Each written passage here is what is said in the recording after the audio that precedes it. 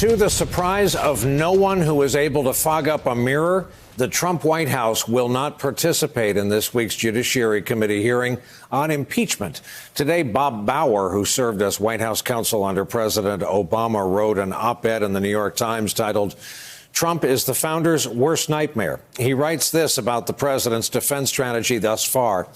President Trump has made full use of the demagogic playbook. He has refused all cooperation with the House. He lies repeatedly about the facts, holds public rallies to spread these falsehoods, and attacks the credibility, motives, and even patriotism of witnesses. His mode of argument is purely assaultive.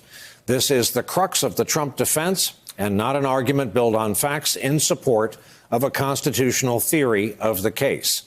Let's talk about all of it tonight with Neil Katyal, veteran of the Justice Department, former acting Solicitor General for our government during the Obama administration, a man who has argued 39 cases before the U.S. Supreme Court, and just happens to be the author of a new book not yet 1 week old. It is called Impeach, the Case Against Donald Trump.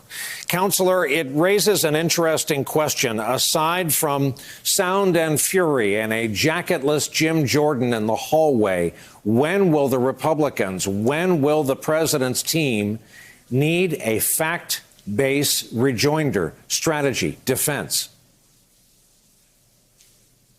I think they're going to soon. I mean, right now, their defense has been attack the process, claim it's unfair, which is floundering on its own terms, that argument. But they haven't been really defending the president on the facts. The House today tried with this 123-page report, the essence of which is, well, the president was trying to investigate corruption. He was worried about Ukraine being very corrupt, and that's why he did what he did, which makes no sense. If you think about it, Brian, if the president was worried that the Ukrainians are corrupt, why in the world is he calling the Ukrainians and asking them to investigate a United States citizen, Joe Biden?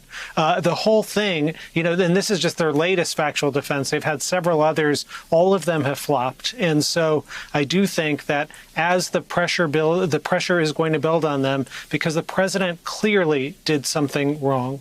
I mean, and not just wrong, I mean, grievously wrong. He tried to cheat in the 2020 election. He tried to get a leg up by getting another government to go and get dirt on his chief political rival, Joe Biden.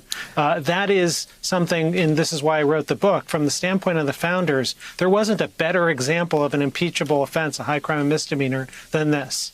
On Wednesday morning, with all the kind of momentum that came from the Intelligence Committee hearings, we'll be in this studio, 10 a.m. We will go on the air for the opening gavel of the House Judiciary Committee.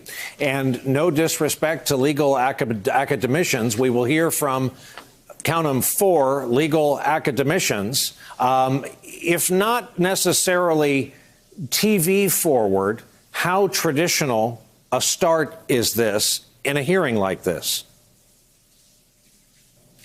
Very traditional, Brian. I don't think that it's going to capture the public's, imagination and attention just because it is kind of dry constitutional law work. I mean, even I have taught constitutional law for 20 years.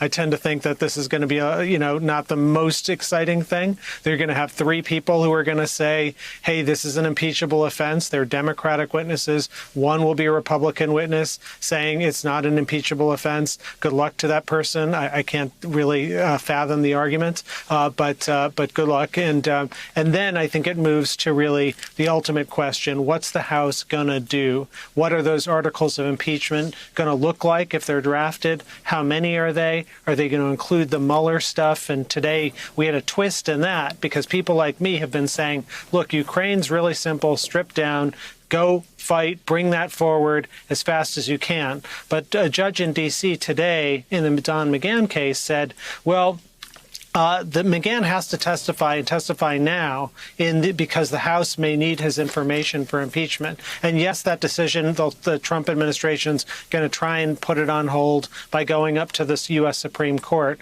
But it may be the case that not just McGahn, but other people like Pompeo and Bolton may have to testify sooner rather than later. And if that's so, then that could change the dynamics. And so I think the House Judiciary Committee meeting on Wednesday is important, not for what the witness witnesses say, but what's the House saying? What's the Democratic strategy looking like on Wednesday, 2 days after this ruling in D.C. by this judge tonight?